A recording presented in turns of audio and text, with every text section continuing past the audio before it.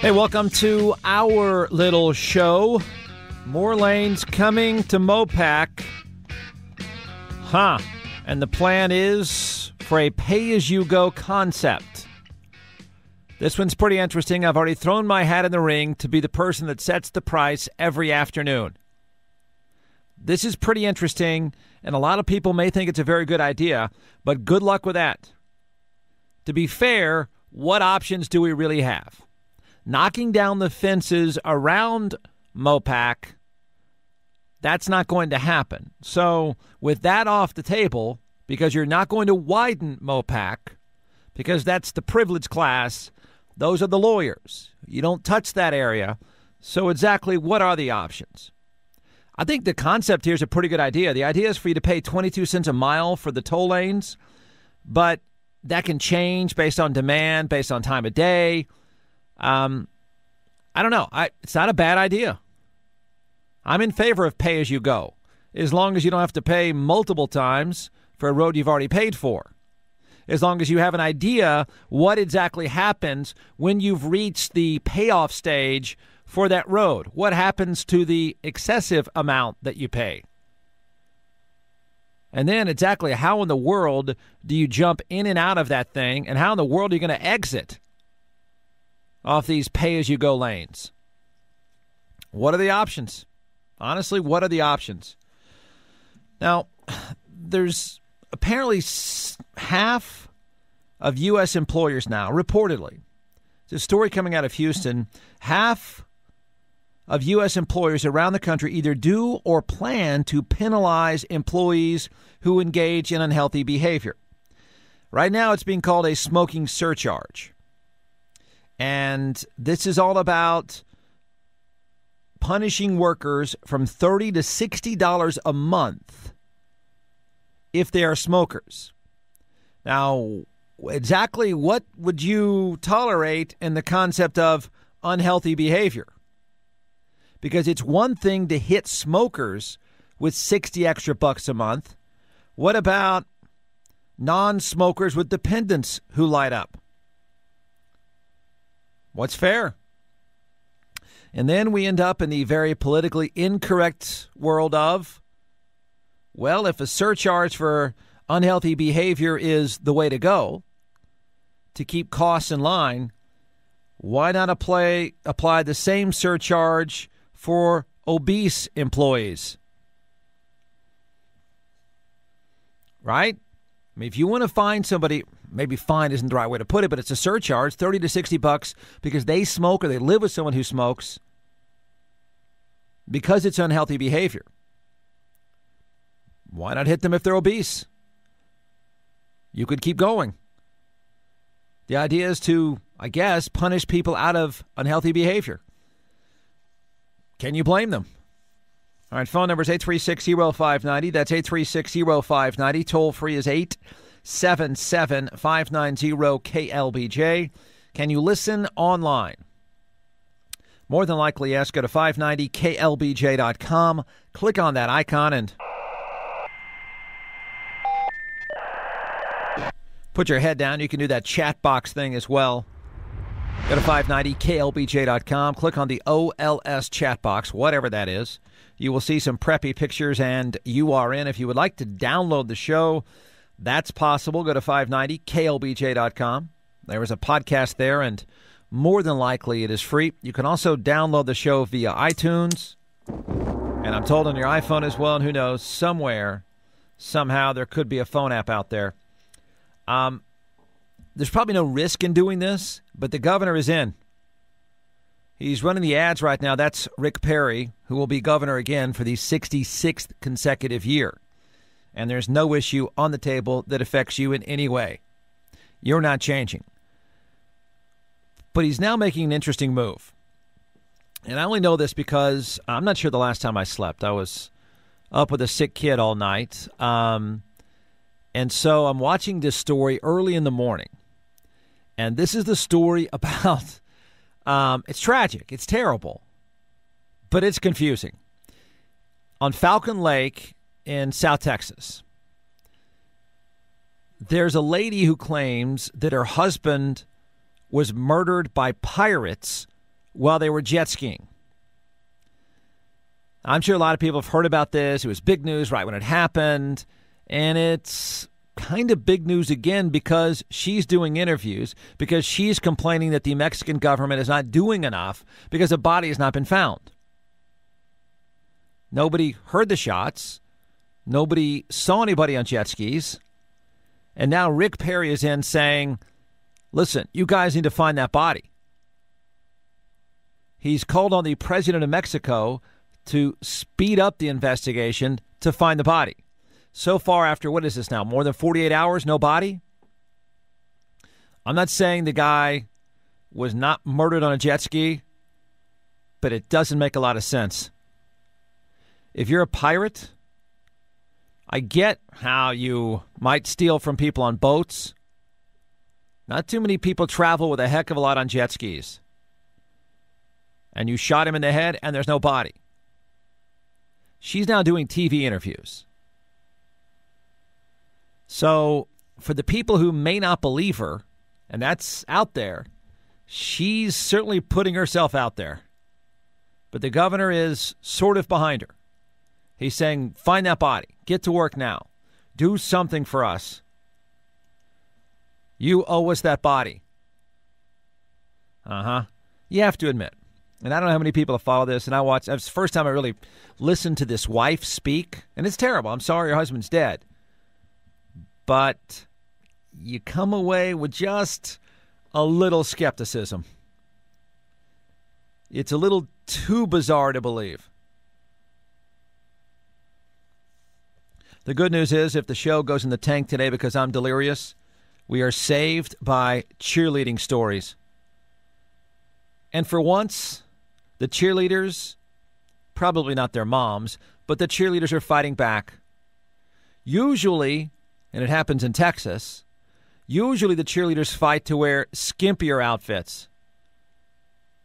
Now we have the potential litigation of, you're forcing us to wear skimpy outfits. I'm addicted to talk radio now, and I never would have imagined. You don't tell us how to think, we debate. Austin loves him. Jeff Ward on News Radio 590 KLBJ. Jeff Ward on News Radio 590 KLBJ. There's a poll out there that says that half of companies, big companies in this country, are tacking on a surcharge of $30 to $60 a month for smokers. Even, I guess you better be careful about how honest you are, even if you live with a smoker. And the idea is to recoup some of the costs for unhealthy behaviors. Look, the model makes sense. I get it. The question is, listen, if it's a good idea to tack on $60 a month for a smoker, I think you can make a pretty good argument that if someone's fat, how much is that worth? I can't even begin to answer how it is you know that somebody else is smoking, but I'm guessing that it may be one thing to hammer on the smokers. That's somewhat politically correct. But if they want to extend this one, look out. You'll fight that one. John Kelso has a funny column today about, he writes for The Statesman, about Rick Perry getting the female vote. It's well done. I can't say he's stealing my material, but he's on board with what matters to the voters. It's even reached the point that Bill White, he's running against Rick Perry, is now making reference to his big ears. Michelle, you're on KLBJ. Yes, I would like to know exactly what you're insinuating by the incident at Falcon Lake, that if they didn't have any money on them, it wouldn't give the drug runners any reason to shoot them. Wow, that's complicated to you? No, it's not complicated to me. I find it extremely moronic to assume that since they weren't carrying money. Well, you notice how I didn't use the word assume. I said I can't help but be somewhat skeptical since we don't even have a body yet. What exactly are you skeptical about? Have you? Is that confusing as a to child you? Well, that's on great. Falcon Lake. Is As a skeptical? child, I spent time there. We knew not cross. Are there pirates on jet skis? Even when I was a child in the 70s, you knew not to cross. Is the lake a very crowded lake?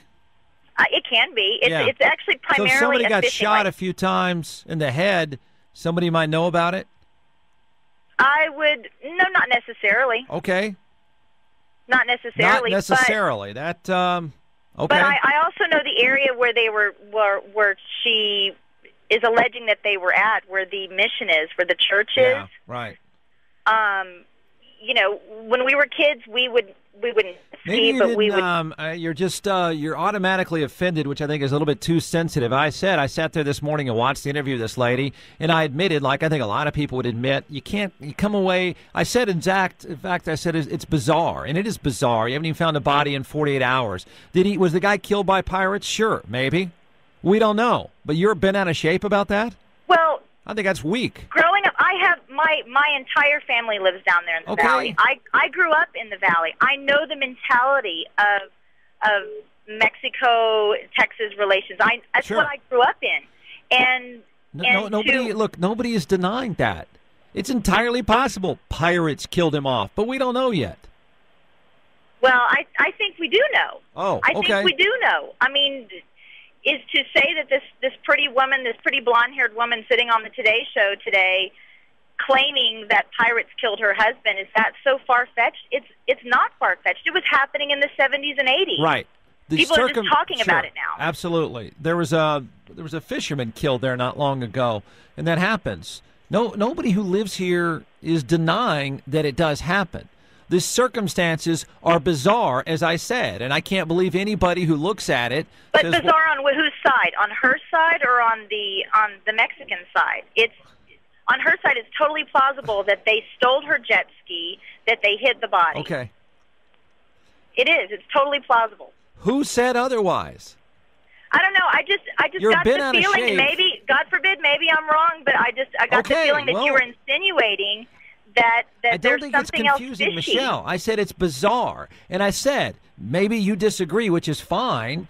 I said I watched this interview, and you can't help but come away thinking this is bizarre to the point of becoming slightly skeptical. I believe I used the word slightly, so don't be so worried about it. Don't be so worried about it. Well, I guess the feeling that I came away with wasn't so much bizarre as being skeptical on her side. It's bizarre thinking, why are we just now talking about this? This has been going on for 20, 30 years. I realize. Okay, that's true. You're right about that. And I guess because she went public, as usual on morning TV, if it is an attractive blonde, she's going to get more publicity than anyone else. That's the way it works. And number three, the reason why I even brought it up is the fact that the governor is in on it now, which makes it even a bigger deal and more interesting.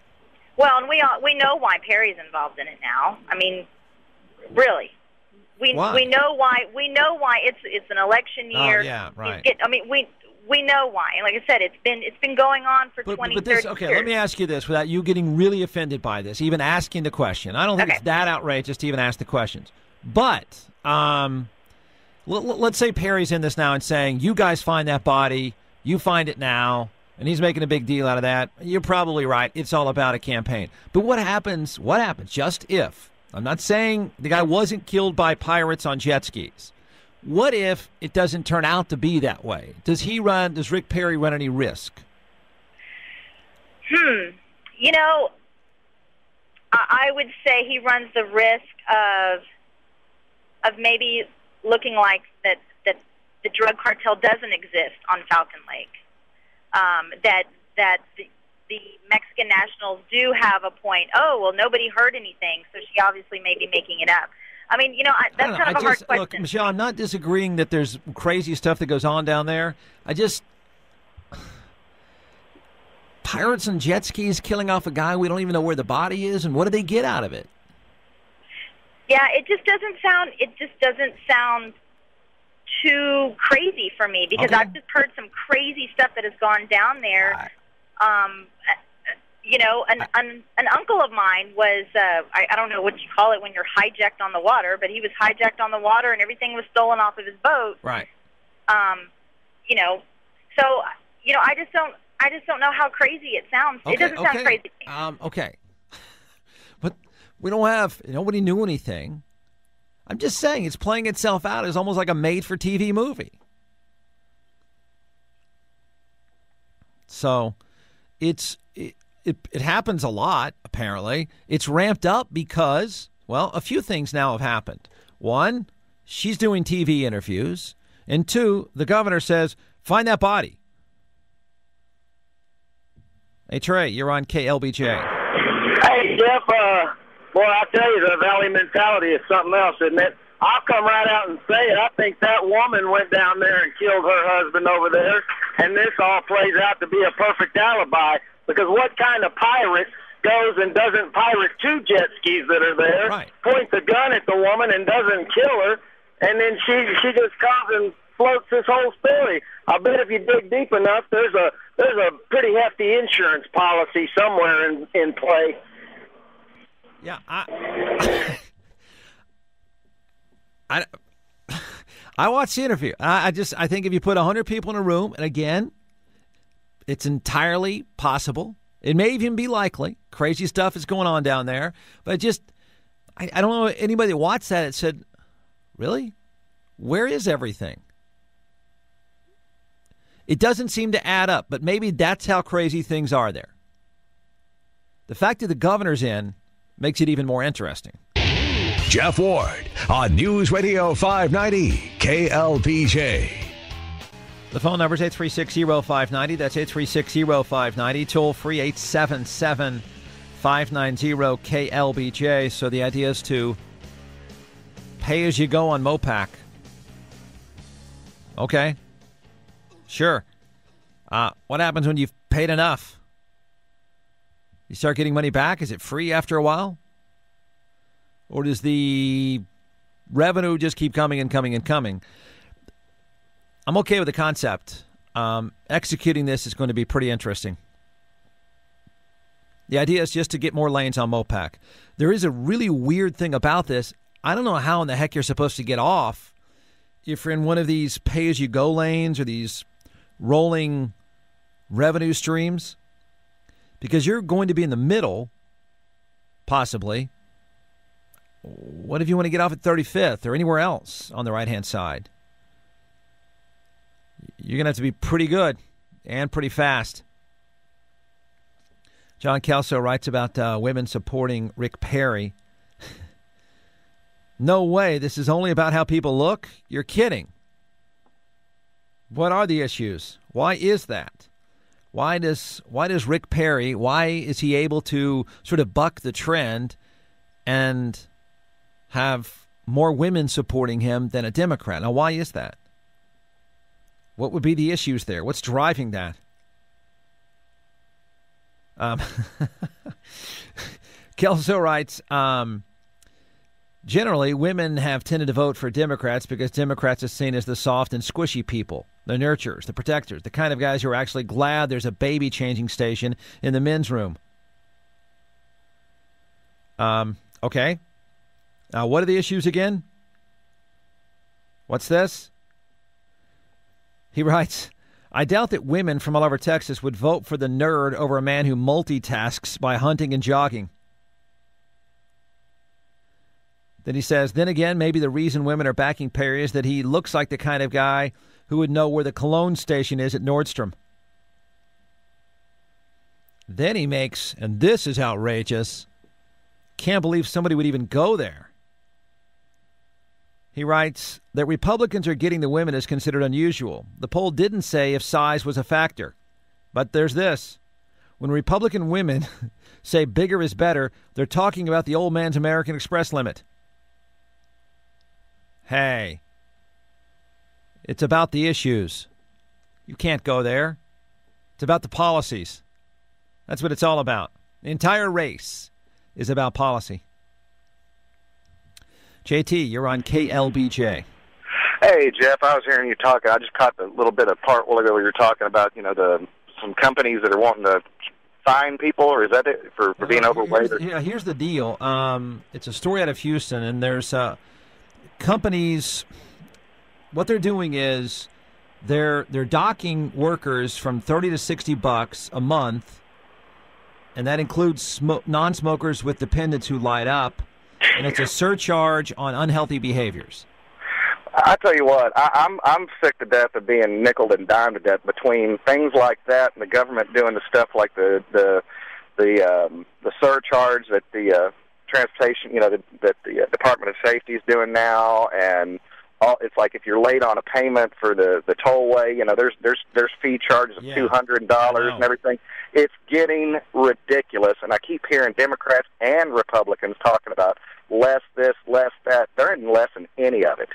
I can't even, I get a paycheck and it's gone the day that I get it, paying everything that you have to pay with all these exorbitant fees and just all this nickel and dime crap. It's just ridiculous. Well, let me ask you this. Would you listen to the argument that insurance companies would say, well, JT, we're kind of tired of getting nickel and dimed ourselves because the American public is either smoking themselves into the hospital, we have to pay for it, or they're eating themselves into the hospital, we have to pay for it. Yeah, and that's the part I can't understand. My wife works for an insurance company, so I get a lot of that. Yeah. But at the same time, it just seems to be getting. It seems like with the more people and the more entities, whether it be government, the private sector, or whatever, giving them more control of these things, it's too much of a nanny state. It's getting crazy. It's getting really crazy. It scares me, to be quite honest. Yeah, well, that I would agree with. Hey, Dale, you're on KLBJ. Yeah, I just wonder why the governor doesn't send the Texas Rangers down to the border. I mean, that's why they were commissioned, was to stop the Mexican cattle rustlers back in the 1800s, and that's why they're organized in troops and companies.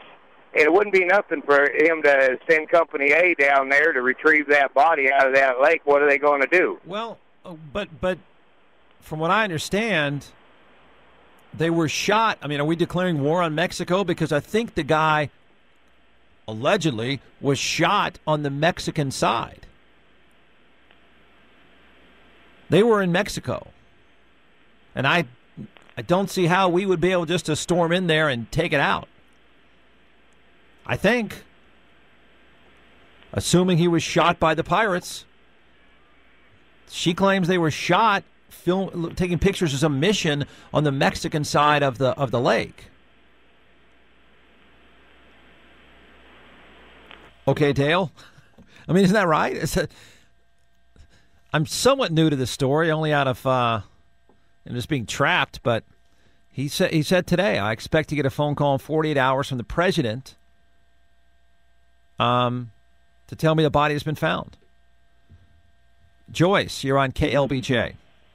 Hi, I'm on my way to Houston, and I was listening.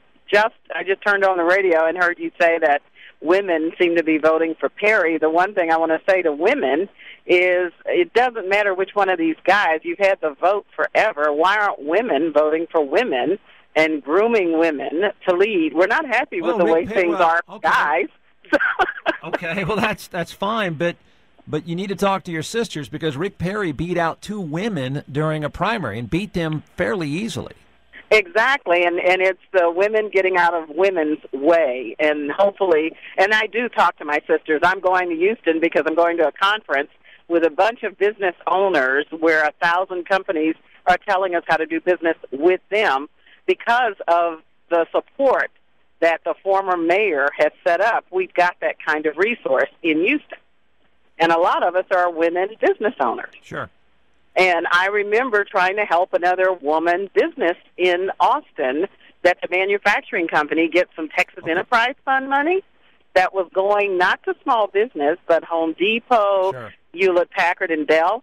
So if the women ever read anything about people's track records, they definitely would never have voted for Perry. I wouldn't be so critical of women in the Enterprise Fund. I found in doing this show and criticizing the Enterprise Fund for a couple of years now that I don't think anybody follows what a corporate welfare scam that is. But why is this? Yeah, no, I know. I mean, it's his baby. Why is this? I mean, assuming these numbers are true, why is this?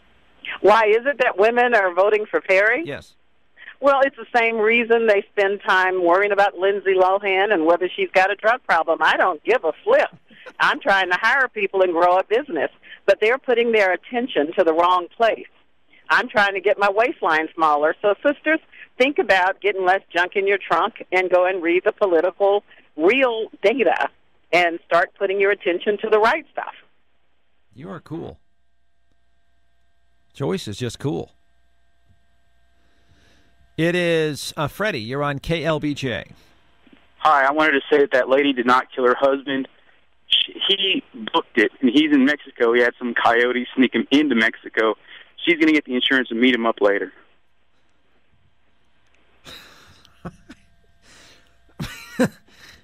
I don't know about that. And I'm getting criticized for even hinting that it's just a bizarre story. Well, I don't know what risk she runs, if any. Why would she do TV if that were the case? Why would she be on female TV this morning? And what about Rick Perry? Get that body back to us. Keith, you're on KLBJ. Hey, how you doing? Do you care? Nah, not really. But you know what? I worked on Rick Perry's campaign in 1986 as a college student at Eastern Mexico University on the West Texas side. Yep. And he was losing in the polls running for railroad commissioner. And we switched his commercials to daytime during the soaps, and the women loved him, and they voted him in. He's been in public office every day since for 24 years. Now I thought he was in before that even. He lost a congressional race, didn't he? Yeah, no, everybody starts in Texas with the railroad commissioner slot. That's the stepping stone. That's everybody. You know, Kay Bailey Hutchison had it. Now, wait a minute, Keith. Let's think about what you're saying here. Now, well, what policies is it that are winning women over? What is that? It's the look. It's physical. It's the looks. Just like President Obama. You know, they like the tall, slim, dark, handsome guy. That's why he's our president. Come on, Keith. This is all about policy and about issues, isn't it? Yeah. Okay, Jeff. Yeah, it is. It's all about. You're right. It's all about that. Keep on dreaming. So you guys strategically switch the ads to daytime soaps, and lo and behold, he wins the female vote. That's right. And I blame Bud Light for killing that guy at that Mexican lake. You know, them guys were getting drunk and just had to have something to shoot at. And there he was. That's cold. No, it's the issues. Come on. Billy, you're on KLBJ. Hey, Jeff. Talking about Falcon, I've spent a lot of time at Falcon State Park and on the reservoir around dove season and walking the shoreline when the water's down looking for arrowheads and things. And what this tragedy illustrates to me is just how lawless the border is down there. It's wide open. And it's just absolutely lawless. And I think if you decide to get in a boat or a jet ski, for God's sake, get on a jet ski on Falcon and start tooling around, anywhere near the border is a huge, huge mistake. I think these people made a mistake, but I don't think it takes away from the absolute lawless nature of what our border has become with Mexico. Yeah. As of knowing what you know now, do you believe her? Yeah, I do, because I've seen the Mexican federales, the guys that work on the border, the Mexican Army. I've been accosted by Mexican Army in the past when I was in Mexico, doing just tourist stuff. Those people, they're absolutely lawless. And on the border, you got to kind of put yourselves in their positions. We had that shooting on the border down where El Paso, wherever it was, or Laredo a while back, and I can see these guys out in boats, doing their thing, saying, hey, we're going to pick up some rich Americans and take their Rolexes or whatever. If I were the sheriff or if I were Perry or somebody down there, I'd put, the game warden spend more time on that lake than anybody else. Well, if everything that's reported is true, I mean, apparently all that anyone knows is what she's saying, because no one heard it, no one saw it. But if you're to believe what she's saying, they were on the Mexican side. Love your show. Without you, when I'm carpooling back and forth from Oak Hill, I would go crazy with teenage girls. Jeff Ward on News Radio 590 KLBJ. Jeff Ward on News Radio 590 KLBJ.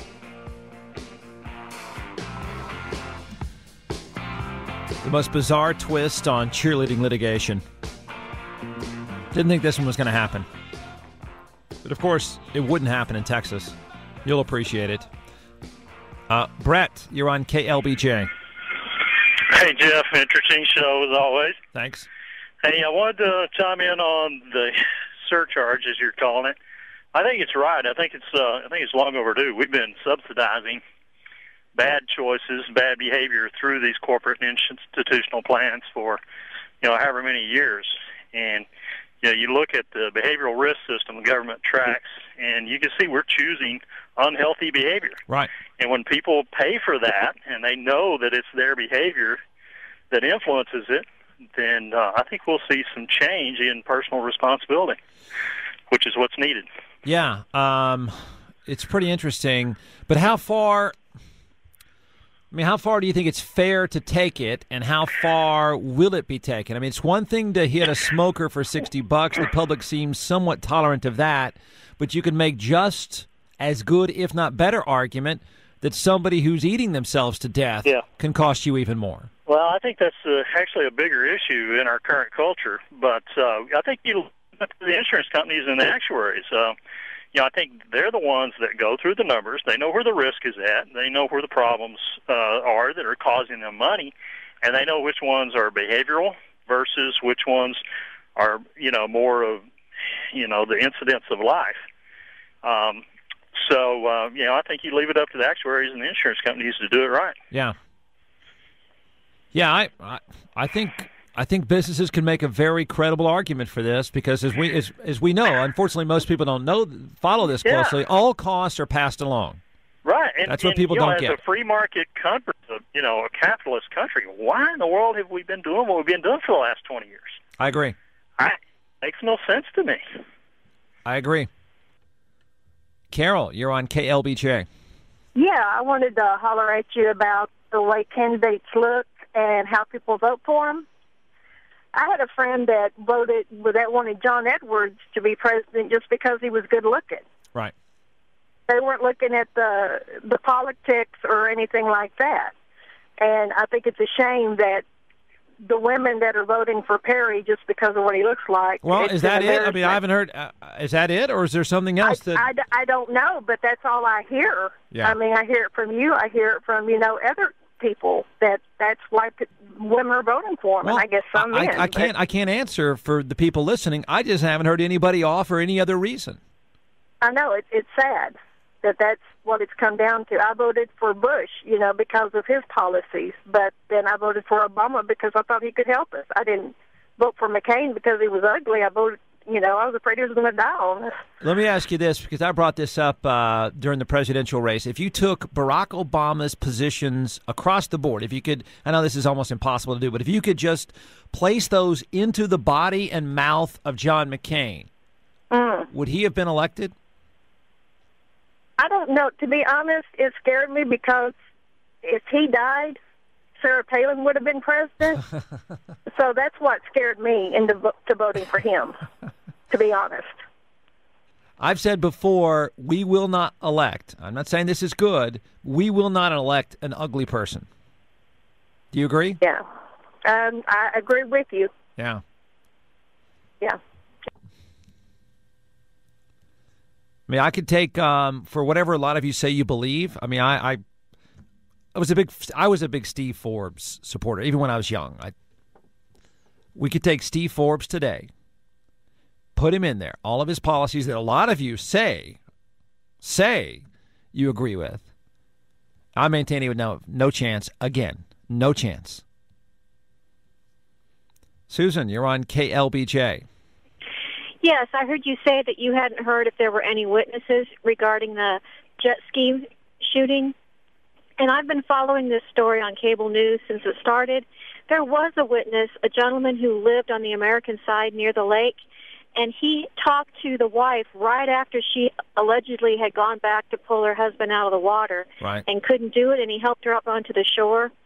But I'm also calling because I find it somewhat suspicious that while they shot the man directly in the back of the head, like an execution style, she has the courage, so I thought, to go back to try to get her husband out of the water. and when they shoot at her, they don't hit her. How can they hit him moving on a jet ski, but they can't hit her while she's trying to pull her husband out of the water? I think, hasn't she said that he fell off the jet ski? You just heard during our news report that she said she went back to get him and pull him out, but she was, quote, scared off because they were then coming after her. What is wrong with you psychotic people? Making your drive home a little easier. You're listening to Jeff Ward on News Radio 590 KLBJ.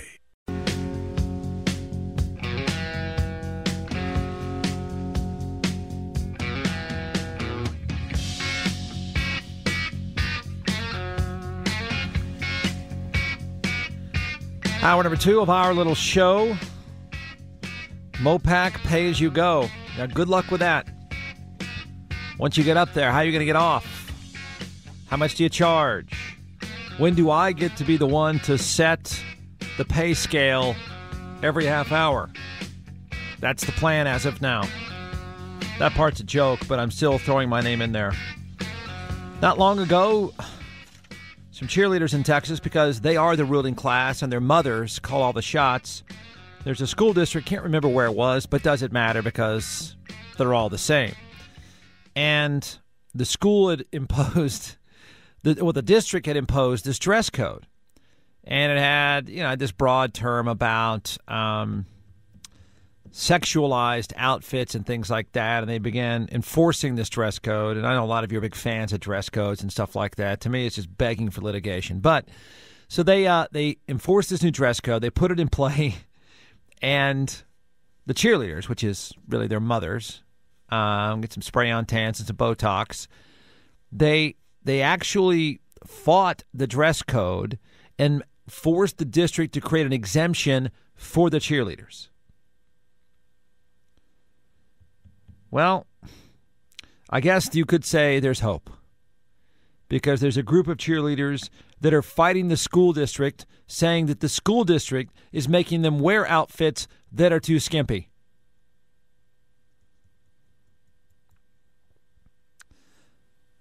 They claim that they don't want to show their stomachs, but the uniforms show their stomachs.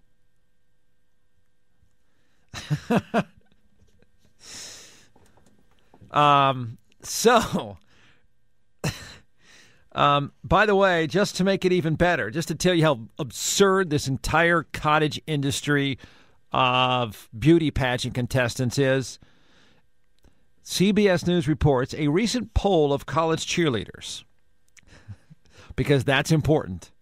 It's a good thing we're polling cheerleaders. A recent poll of college cheerleaders conducted by the University of South Carolina, because as we all know, there's not anything better to do than to poll cheerleaders. The poll conducted by the University of South Carolina showed cheerleading uniforms can have damaging effects.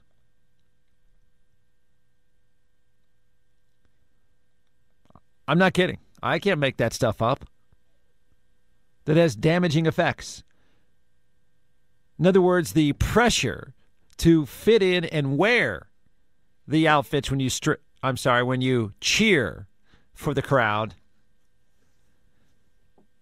can have damaging effects.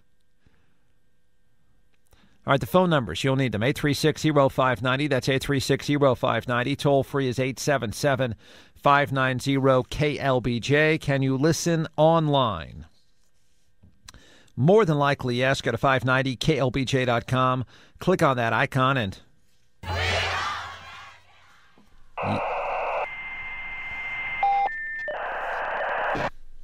put your head down. You can do that chat box thing as well. Go to 590KLBJ.com.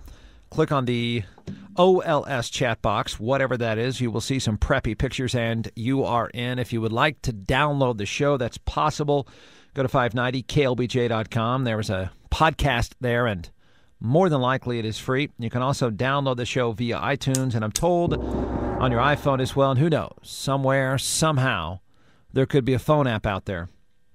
Talked about the surcharge that insurance companies, in fact, it's reported nearly half of 600 large U.S. employers around the country plan to penalize employees who engage in unhealthy behavior.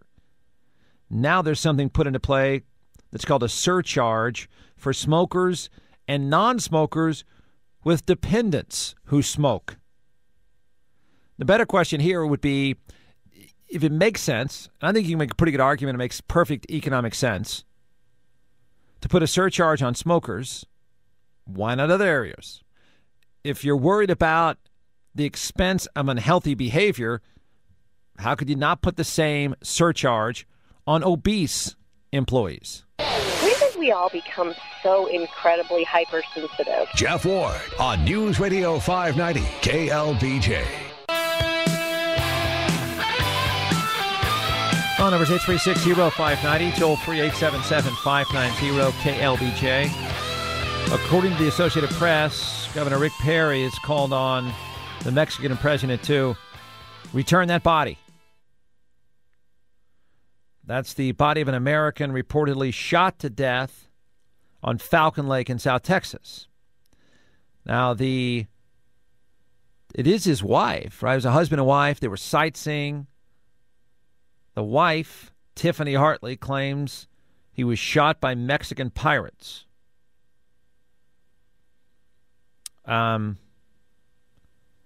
So Rick Perry says, quote, "I hope that if Felipe Calderon calls me within the next 48 hours, that body has been retrieved." It happened on the Mexican side of Falcon Lake. Tom, you're on KLBJ. Hey, Jeff. You know, one of your previous callers got me thinking about election research. And first I want to mention, I think it's absolutely hilarious that people didn't want to put Sarah Palin one heartbeat from the presidency, but they were okay with putting Joe Biden one heartbeat from the presidency. I mean, all he is a suicidal plagiarist. So, hey, what's to worry about there?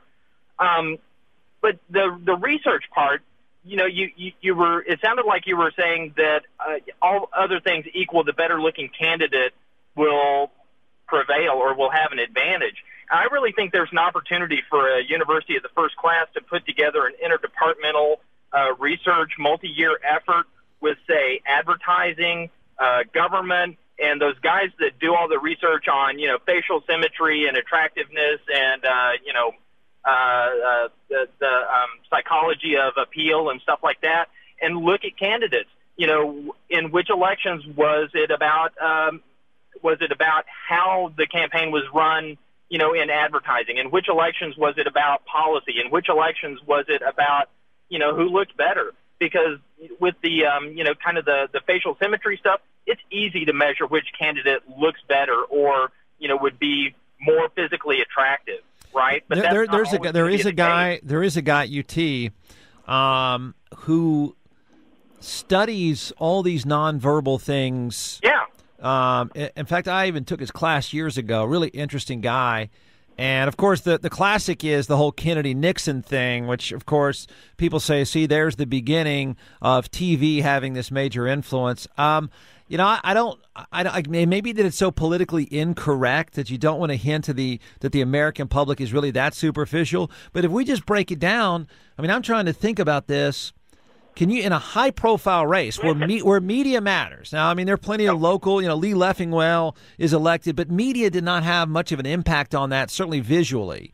But if you look at high-profile races where the media does matter, where the advertising budgets do matter, I can't even think of a candidate that I think most of us would consider to be really ugly. Well, you know, I've been thinking about this a little bit, you know, over the commercial break. You know, you have to go back to, like, Carter versus Ford to really have to think hard about who was the more attractive candidate, you know, and what drove the election. And that's why I think you can't just do it about, you know, appearance, because there are going to be elections where, you know, anybody would have beat Ford because, you know, he was the successor to Nixon, and there would have been just this huge backlash against the Republicans. It would have been really hard for them to field a candidate who would have prevailed. But if Gerald Ford looked like Barack Obama or Who else looks good? I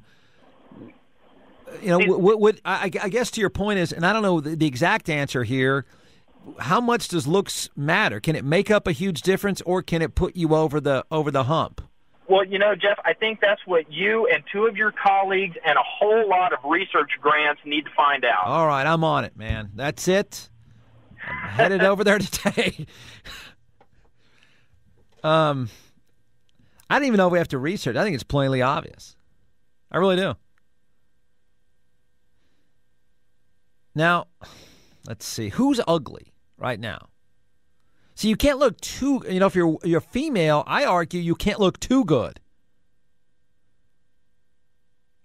Right? I think women will hold it against other women more so than others.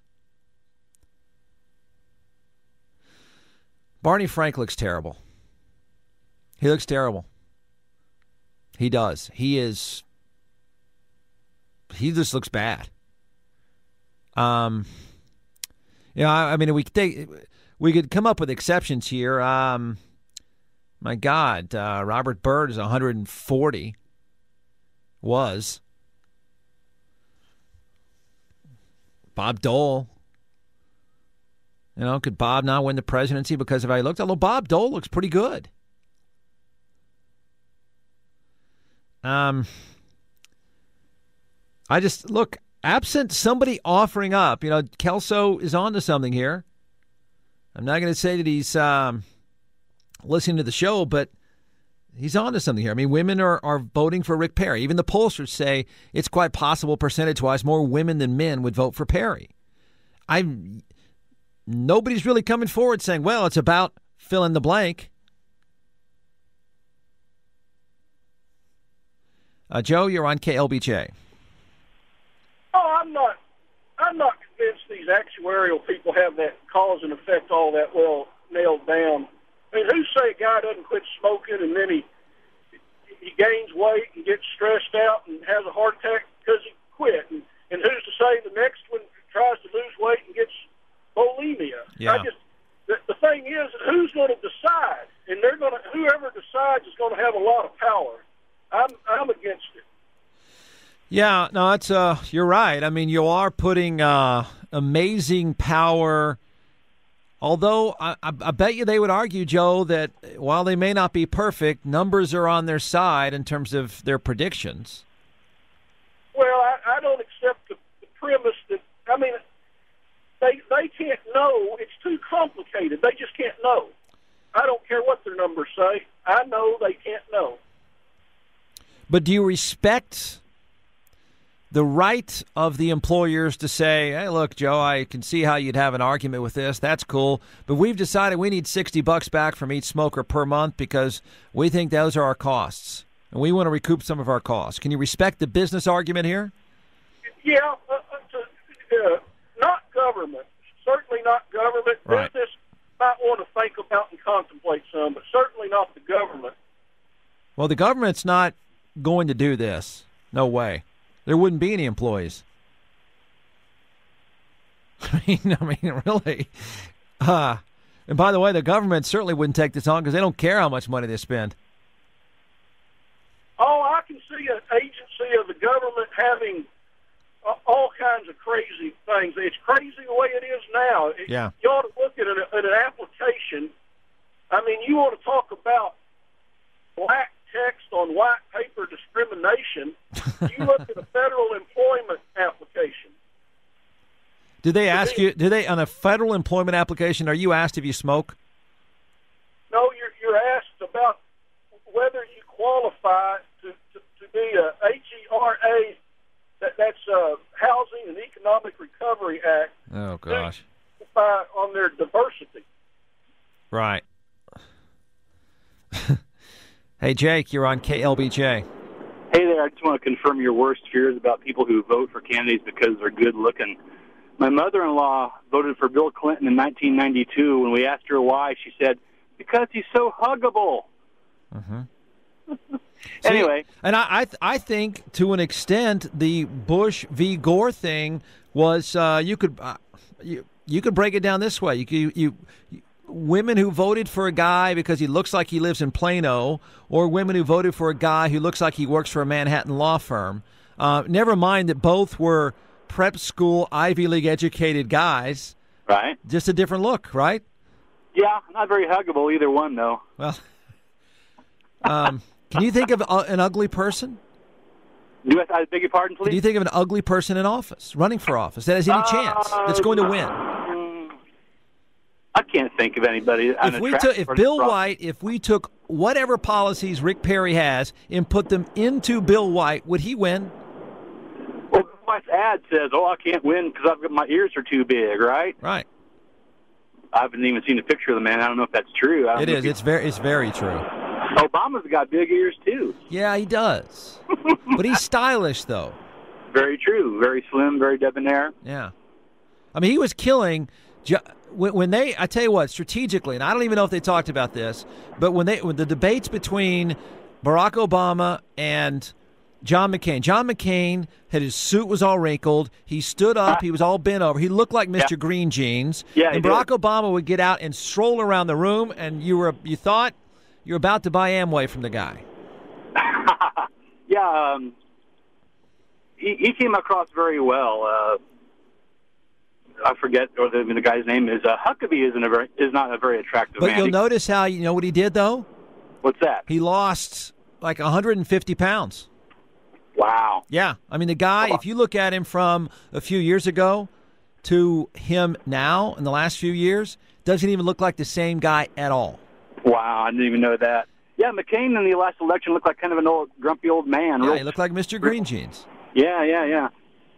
The contrast between him and Obama was striking. If Sarah Palin weighed 275 pounds and had a hook nose, would she be a viable candidate? No, not at all. Is that a fair question? Jeff Ward on News Radio 590 KLBJ. The governor of Texas, and he'll be governor again for the 72nd consecutive year, Rick Perry, tells the president of Mexico, turn that body over. Call me within the next 48 hours that the body has been retrieved. He also went on to say about this pirate shooting on Falcon Lake. That's what it's being called, a pirate shooting, where the woman in this case from Colorado was sightseeing with her husband. She claims he was shot in the back of the head? The back of the head by pirates. But a body hasn't been found, and nobody's come forward to say they've heard shots or anything. She went on TV today to talk about this. Rick Perry, because some people have questioned this, I have to admit it's a little bit bizarre. He said the couple was sightseeing in Mexico, according to the Associated Press, and he says, quote, I find it really reprehensible for anyone, U.S. or Mexican, to speak otherwise. According to a story in the McAllen Monitor, no one near the lake reported hearing gunshots or the sounds of a jet ski engine. Take it for what it's worth. The district attorney told the newspaper that authorities, quote, are not certain the incident happened the way they're telling us, end quote.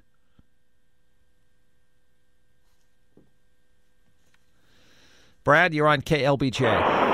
Yeah, hey, Jeff, I was actually just calling to comment about the looks on the candidates. And I was thinking about, like, Mitt Romney, and he was obviously the better-looking guy than McCain. Yep. Unfortunately, he didn't get the nomination.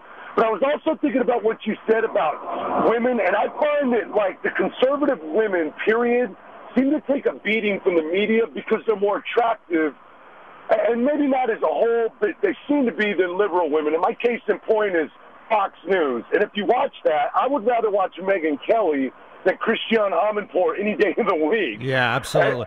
And I think that there's a liberal bias, and what's funny to me that goes with that is the feminist movement, and I would think actually the conservative women are more feminist because they kind of, they take care of themselves, they dress up, they kind of empower themselves, and it's just ironic to me the beating that they take. Sarah Palin, Michelle Bachmann, Christine O'Donnell now, and I mean you could say a beating in what way? Are they taking a beating on their looks?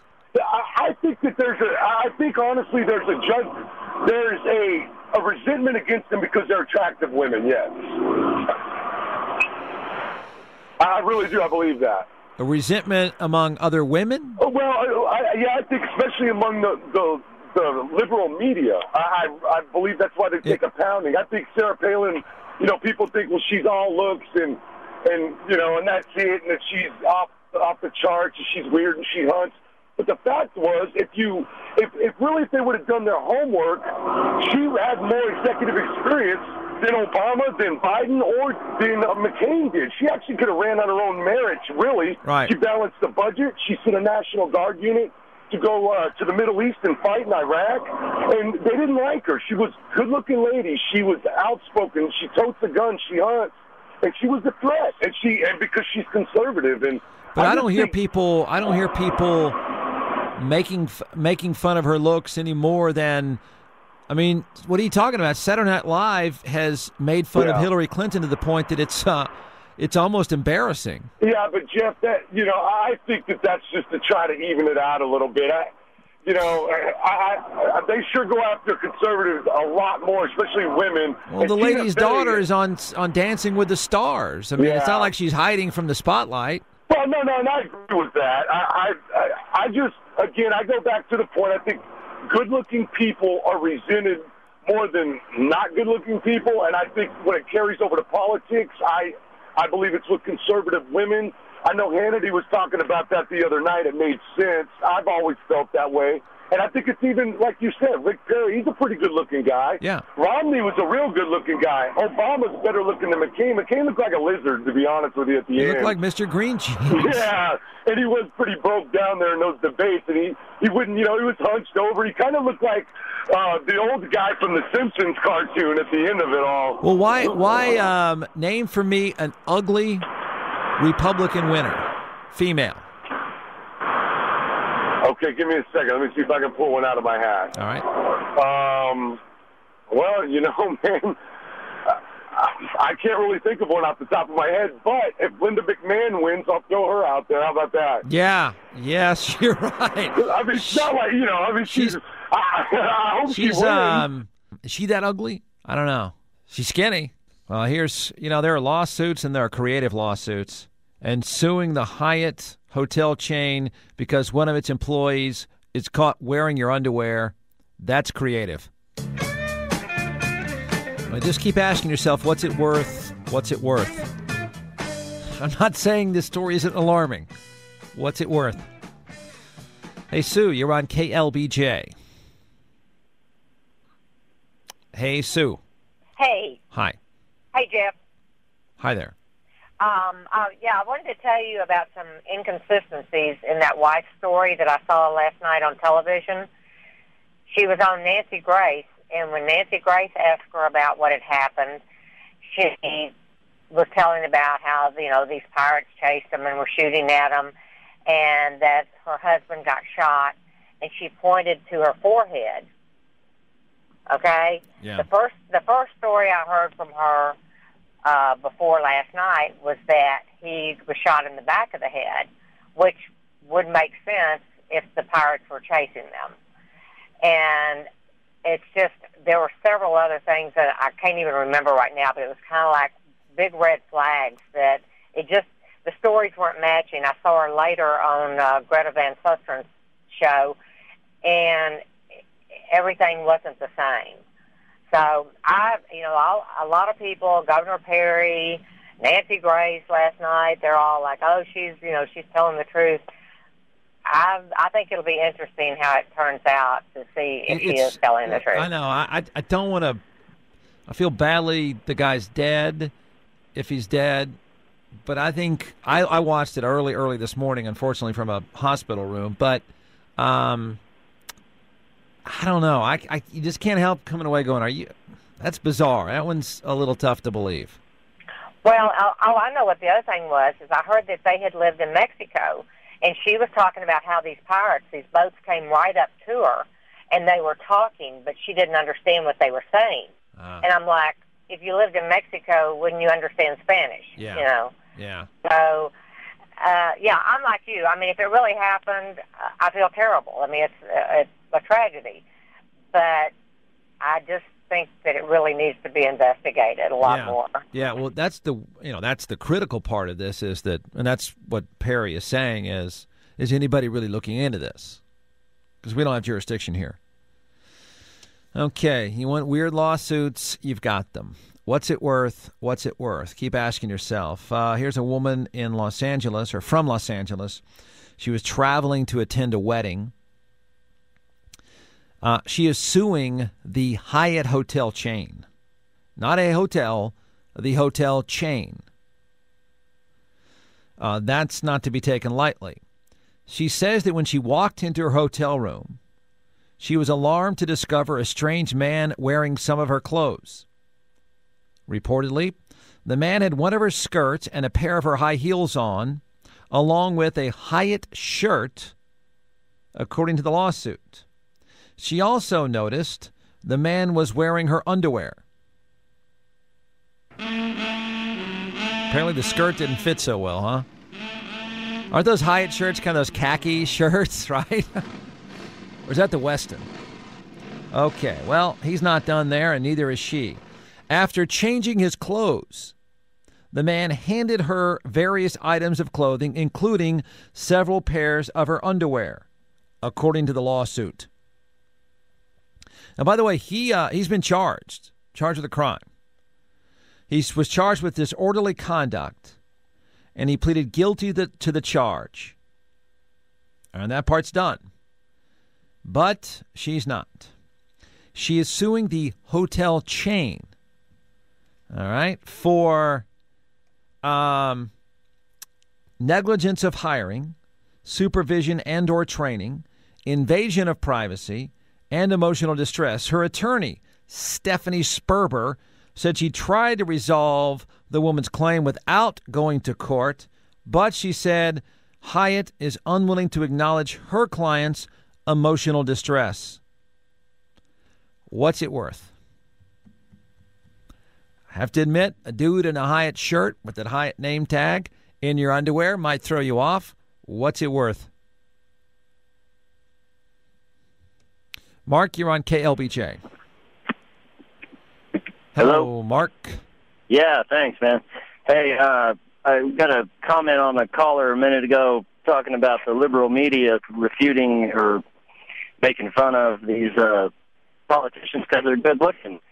I have to disagree. I don't think they're making fun of Sarah Palin because she's good looking. I think they're making fun of her because she thinks she has foreign policy experience because Russia's real close to Alaska. They're not refuting Christine O'Donnell because she's good looking. They're refuting because she goes on Bill Maher and says that evolution is a myth. I think they're refuting these politicians because the things that they say are laughable, and they're trying to open the eyes of the general public. Here's my take on the guy's call. I think people are sort of hijacking this and missing the question I keep asking, and that is, are these people, these women, and the voting patterns of we the people, does looks matter to us? I find it kind of lame to say that people are necessarily getting attacked any more than anyone else for how they look. I mean, they're out there. I'm asking the question, well, why is it no ugly people are even in these positions? I mean, my question is whether Christine O'Donnell or Sarah Palin or fill in the blank anywhere else, would she be in the position she is in if she weighed 275 and had a hook nose? Would Rick Perry be governor? Anything she said made any sense? I mean, what's a myth? Something that has scientific evidence to support it, or something that people just happen to believe for a few thousand years? That's fine. I mean, you want to hijack this too, it seems. So let me ask you the question. Name for me the ugliest woman in office recently. Anybody winning? Any ugly people winning? No, I don't know. I just wanted to comment on that last guy. Yeah, I know. You want to take it somewhere else.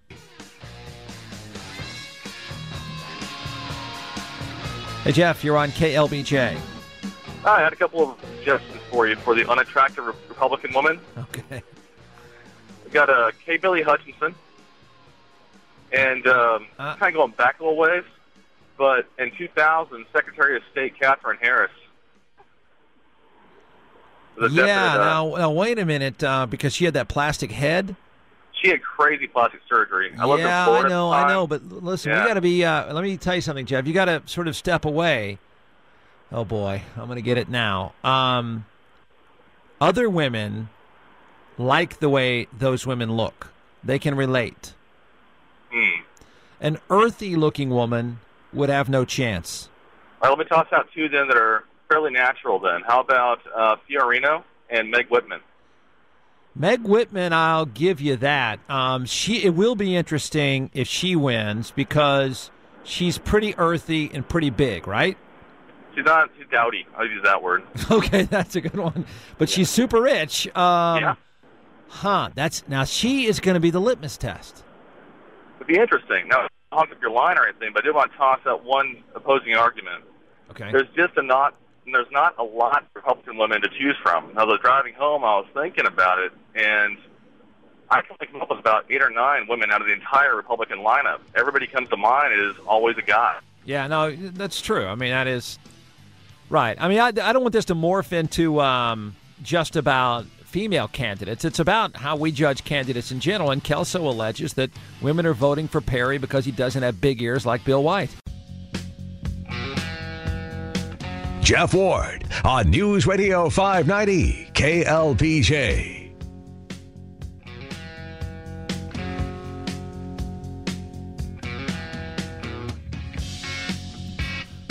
Hey, welcome to our little show. Oh no, the Washington Post says people in this country have a deep distrust of state government, which they view as too big. But just to prove the Jeff Ward mantra that most people believe in equal opportunity for all, special privileges for me, residents of states reject the idea of new taxes, but worry that the reductions would harm services. In other words, you go back to that survey that came out yesterday here in Texas, asked about sin taxes and the areas that you would like to put a tax on to make up the budget deficit. If you'll take a look at that closely, you'll notice no new taxes at all only had 10% of the respondents. What exactly is it we want? All right, the phone numbers, you'll need them. 836-0590. That's 836-0590. Toll free 877-590-KLBJ. Can you listen online? More than likely, yes. Go to 590klbj.com. Click on that icon and put your head down. You can do that chat box thing as well. Go to 590klbj.com. Click on the OLS chat box, whatever that is. You will see some preppy pictures, and you are in. If you would like to download the show, that's possible. Go to 590klbj.com. There is a podcast there, and more than likely it is free. You can also download the show via iTunes, and I'm told on your iPhone as well. And who knows? Somewhere, somehow, there could be a phone app out there. MoPac is supposed to get more lanes. How is anybody's guess? These would be pay-as-you-go or toll lanes. The revenue stream would sort of change because you would pay as you go, but it would be predicated on demand. Okay. In theory, that's pretty good, right? Everybody cool with that? You want to do something about MoPac. If you think this is a stupid idea, although I still can't figure out how it is you're supposed to exit once you get in one of these lanes. If this isn't the best idea, what is? And I dare someone to say, widen MoPac. So if you can't widen MoPac because you can't, and if you're confused by that, I can shed some light on it. And you don't like the idea of a toll lane in the middle, how are you going to get the heck away from that train? I don't know. Then surely more trains would be the next best idea. Because the traffic is so bad on MoPac, more of you will ride the train, right? Right? What's emotional distress worth? There is distress, and then there is this. Now, this lady is suing, let's make sure we're clear about this. She is suing the entire hotel chain. She's in town for a wedding. And she goes into her hotel room, and she claims that she sees a guy in one of her skirts and a pair of her high heel shoes. He's still wearing his Hyatt shirt, I assume with a name tag. Apparently, she noticed that he was wearing her underwear as well, so he decided to take off her clothes and give them back to her. And he gave back to her several pairs of her underwear. I don't know how long she was going to stay. Well, so she is suing the hotel chain for negligence in hiring, supervising, and training, invasion of privacy. By the way, he pleaded guilty to a charge of disorderly conduct and trespassing. So he's fired and he's guilty. But we're not done there. She is suing for emotional distress. Her attorney says that she tried to resolve the issue with the hotel chain. What does that mean? But Hyatt is unwilling to acknowledge her client's emotional distress. One piece of advice for everyone. You have a right to be offended. You also have the right to change the channel, leave the room, or express an opposing view. Everyone's an idiot, and you're included. Jeff Ward on News Radio 590 KLBJ.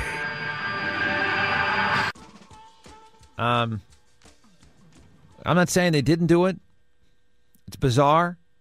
But if you just sort of measure the amount of coverage, note the amount of coverage the good-looking woman gets versus a 19-year-old University of Texas at Brownsville getting shot on the Mexico side and the university demanding his body back. How many interviews have you seen? How come those people aren't on morning TV? What would be the difference? He was a 19-year-old freshman, Jonathan Torres. The university was trying to get more information from the U.S. consulate in Matamoros. What's the difference? I doubt if you'd be hard-pressed to find anybody in morning TV in particular not showing this woman's face and or talking about it. Where's the outrage over this guy? Steve, you're on KLBJ. Hey, Jeff, I got a Mopac comment for you. I live in that neighborhood right there, and doing anything such as they're proposing, I saw the pictures in the newspaper this morning like most of us did, that's just going to destroy the quality of life in that neighborhood. And so I have an alternate suggestion here. Instead of adding a lane or a flyover or widening, which I really don't think can be done anyway, why not take away a lane from the three that are there, go down to 2 lanes, and make that third lane a high-occupancy vehicle lane? I mean, this has been tried and proven in the San Francisco Bay Area in many, many places, and they counted the number of people that went by in the HOV lanes versus the number of people that went by in the other 2 lanes on Highway 237 between Milpitas and Sunnyvale, right. And more people actually go through that single HOV lane. But so if how do you? I understand what you're saying, and I think a lot of people say the only way to go is up. But if you only have 2 lanes, you're going to end up with 3 lanes only. How is that going to reduce the traffic problems? Jeff, I couldn't hear you there. I'm in a bad area. All right. All right. He's 3 lanes, going from 3 lanes to 3 lanes. And I know what you're saying. One of them is going to be high occupancy, but is 3 lanes to 3 lanes really going to change the amount of people going through there? I mean, I thought the idea was to add another lane so there would be an additional option. Now, how do you squeeze that one in there? I think you're right. I have no idea they're going to squeeze that in there. And I have no idea once you get in one of these lanes, how you get off. What if you have to exit at Infield or 35th or Northland, going either way? Carrie, you're on KLBJ. Yeah, hey, Jeff. I want to ditto what the guy was just saying. I really think that we ought to take the 3 lanes that are there. The inside leftmost one should become a high occupancy, and what you do is you only allow that open at major intersections, like up at Palmer, at 183, 2222, that kind of a thing. I want to ditto one more thing here.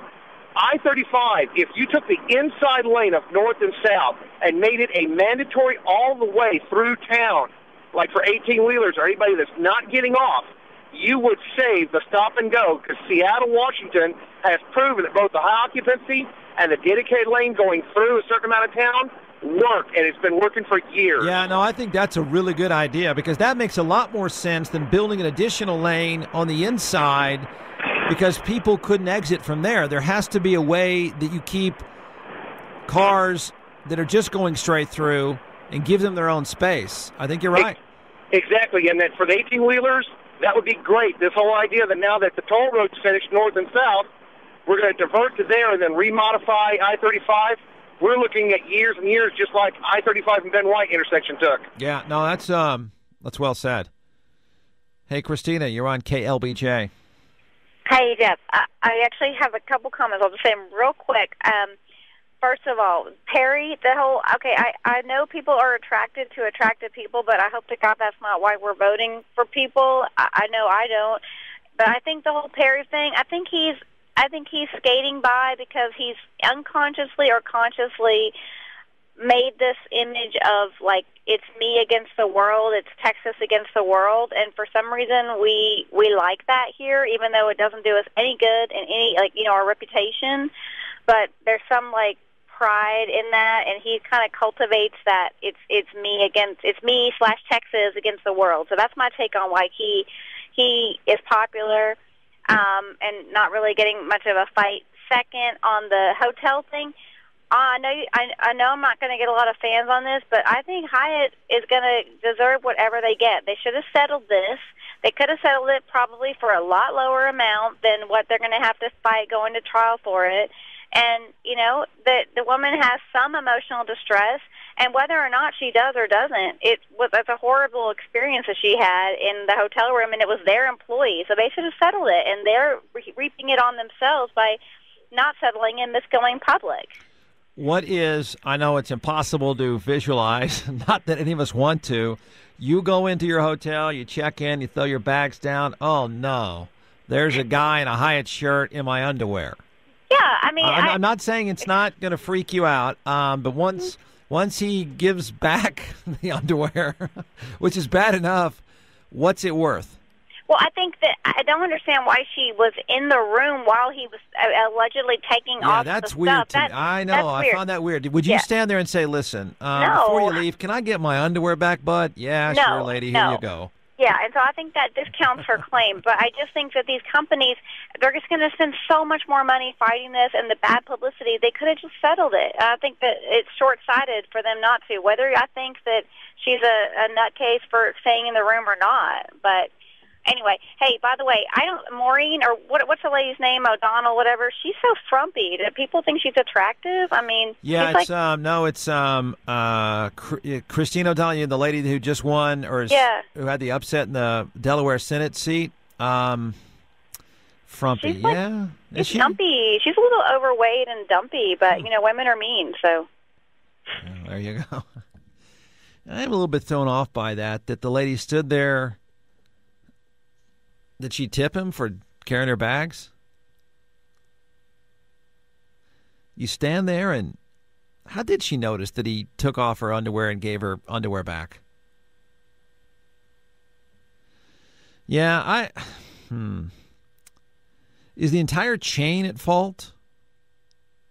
I mean, I guess you can't sue the individual hotel itself, but her first claim, in addition to having emotional distress. But listen, don't you have to prove that Hyatt made a mistake? I mean, when you're going to these, in the interview process, those of you that hire, I want no part of that ever, ever, ever. But those of you that hire, how do you find out if you're hiring a guy who likes to wear women's heels and underwear? When does that come up in the interview process? Exactly how do you phrase that question? Is that in the middle of the interview or the end of the interview? Is that one of those, oh, by the way, I have to ask? Or is it done in a formal way? Or do you put him to the test? Do you put a pair of high heels next to him just to see? Or hold up women's underwear? How do you do that? I mean, how are they at fault? I'm not saying the guy's not. It is not alarming that somebody's in your hotel room wearing your stuff. We probably don't want to know how often it happens. Right? Maybe it happens more than we realize. But how are they at fault for not screening him out? Tells us a lot about what it is that we care about. I always ask people about what economic policy. Define it, and very few people can. And this is evidence that it's not the stuff that really matters to you. Because they had some actual marketing people who do this for a living, who actually study for real, come in and put together focus groups to find out what the issues were. So they put together these series of focus groups. Now you could say, well, that's a small sampling. Okay, fair enough. So they put together this focus group. All right, and here's some of the examples of what happens. Even when the researchers tried to bring up economic issues, people steered them away. The dominant theme of the discussions, in which jobs and taxes came up only in passing, seemed to be the larger breakdowns of civil society. For instance, the disappearance of common courtesy, the relentless stream of data from digital devices, and the proliferation of lawsuits and influence of media on their children. Note, no economic policy is mentioned. Okay. In other words, no wonder nobody really talks about economic policy, or anybody can define any policies or hold anyone accountable to a policy at all. In fact, one of the researchers came out and talked about, well, let me tell you an example of what matters to people. One woman talked about a food fight at her son's junior high. That's when they were asking about economic policy. That's what she came up with. Here you go. Here is, when it comes to economic issues. The economy, it says, was discussed mostly in connection with other stresses. One woman said, we all think that if we had a lot of money, everything would slow down and we would enjoy ourselves. Oh, thanks for pointing that out. The voters, it says, did not hate politicians. They simply saw both parties, along with the media and big business, as symptoms of a larger societal ailment.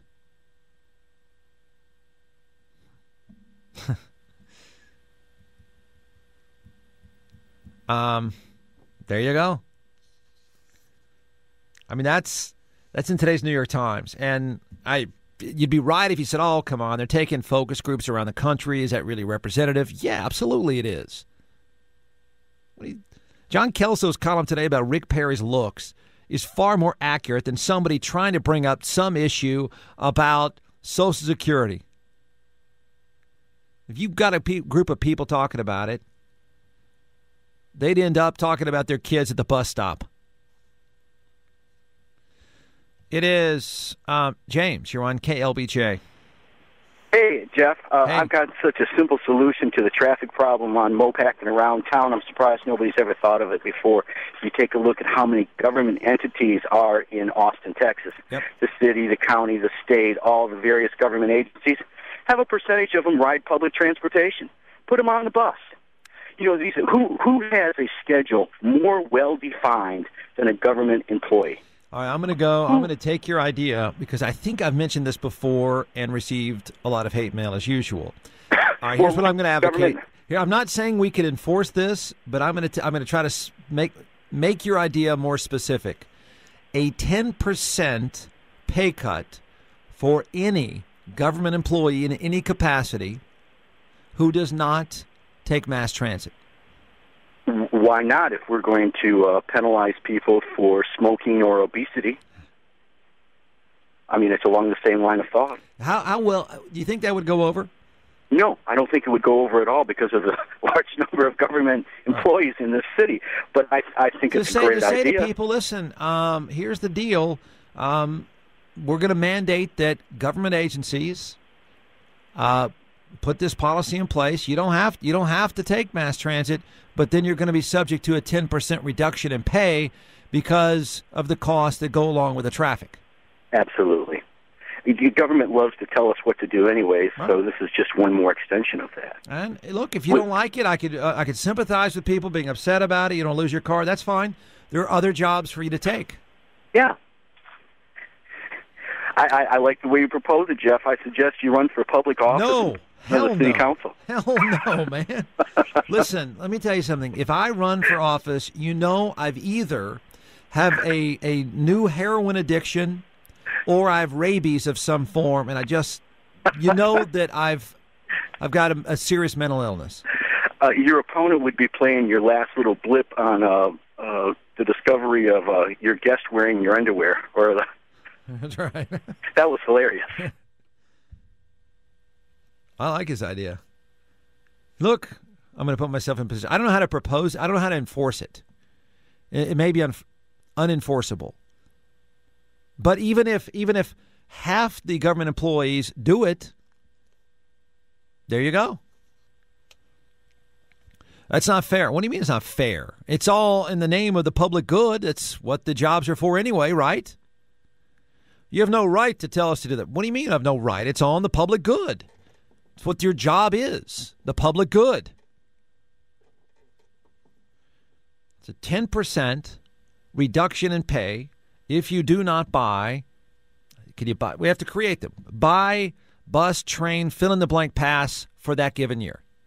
Tell you what, I'm ready to reach through the radio and slap you upside the head. Jeff Ward on News Radio 590 KLBJ. Hey, Keith, you're on KLBJ. Hey, Jeff. Hi. Hey, I was calling about that lady at the Sheraton or whatever that's suing. Yeah, the Hyatt.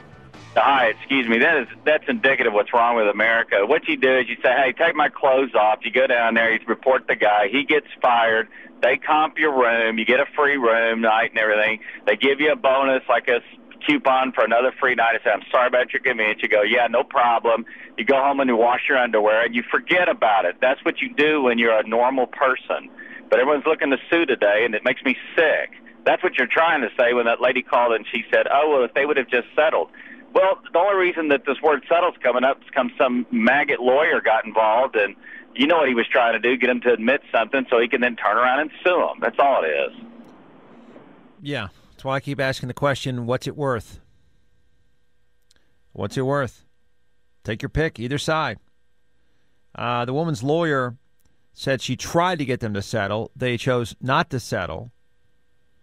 The guy was fired, and he was convicted of trespassing and disorderly conduct, whatever the charge is for wearing a woman's underwear and giving it back to her while she waits for you to take the underwear off to get it back.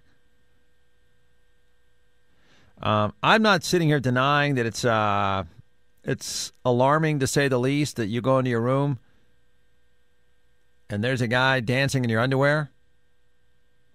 I'm a little bit thrown off by the fact that you stand there and tell him to take it off and he gives it back to you. And you sue the entire hotel chain for hiring practices.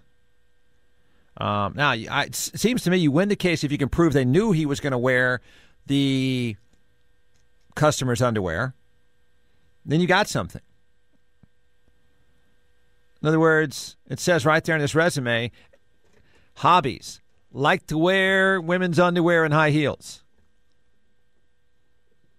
Or you hired him from another hotel chain and you go to get a reference and they said, man, he's really good. I tell you, that guy can carry some luggage. He can show you the mini bar with the best of them.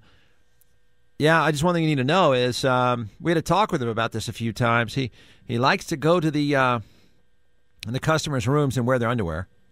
Okay, thanks. We need someone who can show off the mini bar. We're lacking for talented mini bar showmen. The guy, I tell you, I know he likes to wear our customers' underwear and high heels, but that guy can open the curtains. He's good. Very good. Joey, you're on KLBJ. I guess she gave him the turn-down service. Anyhow. So, I like your idea about the 10%. and the transportation and city government employees. But the reality is that it would never be phrased that way because the government can only take money for something. They can't save money. So it has to be, we'll take 10% from your salary and then use it to educate people about public transportation. Okay, right. Right. There can never be a net saving, can there? No, they can only take money to spend. There always has to be a reason. We'll tax cigarettes, not because we need money, but to save lives. So it'd be a great reversal if they then took that money and spent money in the private sector to educate people about riding public transportation. It'd be kind of like a reverse flow. Would reverse the circle a little bit. Come back to us. But well, I mean, I'm not saying this is the perfect solution, but I dare say it would be somewhat of a solution both ways. If we're going to argue as a government that people causing traffic eats up resources and space and costs all of us more money, since it is about the collective good, then the collective good should be don't drive as much and use what we're offering to the people. I don't think that's outrageous. I don't know how you enforce it, though. Not outrageous at all, but you don't have to enforce it. You just sweeten the pot a little bit more. If you really get in the mind of a government worker, you say, okay, 10% pay cut, but you only have to answer 6 less phone calls per day. And then they'll be all over it. I'm on public transportation, and I'm answering the phone 10 less times. I'm there. Yeah, that's right. You get to leave at 4:15 instead of 4:45. 3:45. Catch the train. You answered the phone 4 times that day. You've got a pension, health insurance, 10% of your salary, easy. You just got to do it the right way. Yeah. I'm afraid I've just offered up such a good idea. It is Pearl. You're on KLBJ. Hi, Jeff. Hello. I don't really like your idea of the 10% pay cut or whatever. You're obviously not a working mother. I mean, it could be a voluntary You're program. You're wrong there. Well, it could be a voluntary I know you're not a working mother. You may be a working father. Okay. But, I mean, you can make it voluntary where the state employees who are willing and can take the bus with the random schedules and all that get some sort of incentive. But so I'm okay with that. But on the other hand, I don't think there's any reason why all these government buildings need to be downtown. I think the courts need to be downtown, but not all the other random government offices. So just move those buildings and people out, and then you won't have as many people coming to the center, and you'll cut on the traffic. Well, but they're already there. I mean, you know that thing, what are we going to do, put the Capitol in Cedar Park? I mean, is the Austin Police Station going to go to Leander? I mean, maybe it's some time ago your idea is a good one. But I think it's a little late now. They're all there. Hey, Burton, you're on KLBJ. Hey, Jeff, this is one of the largest public forums in Austin. But every time you bring up economics, we always seem to go back to that lady who was on hold for 60 minutes and was getting money off of KLBJ for some reason or another. I know. I mean, I've been on hold with KLBJ for half my life. I don't get any dividends, man. Well, using her math, man, I think we owe you about $35,000. Well, man, Eric Lumber goes use that much, and the guy prior to him. According to her, I've made $35,000 off of you. Well, I'm on a wire line, so you don't make a cent off me, Jeff. I'm kind of proud of it. Bummer. I'm disgusting, aren't I? Yeah, you tricked us. See, we thought we had it. You tricked us. You're going to have to get a new plan of action. Man, Burton, after all this time, Burton, we haven't been making money off Burton, Thomas? If you missed it, I don't know why Thomas reintroduced it. I guess he gets credit for that. So, ladies, what did she say? I'm on to you, Jeff. You're making money off of me being on hold? Now, after all these years, to come to find out that Burton has not been on a cell phone? Hello. Hi. Hi. I've been on hold about an hour, so this may be my last call because I think it's unconscionable to keep any caller holding that long. And I know you'll probably say, well, she's an idiot to stay on hold that long, but I only did it this time to see how long it would take. And I'm on to you. I'm on to your little foxy schemes about how you keep callers like me holding and holding and holding. And I figured out my cell phone cost me about $3 per minute. So for 1 hour, that's cost me $180 to hold. I'm going to buy my own show, I think, and that way I won't have to be on hold with you, because for $100 per call, I can buy 30 minutes of time, and I won't have screeners, and I won't have, just have somebody answer the phone and start your own show, Barbara. I did want to start your own show and save the money. So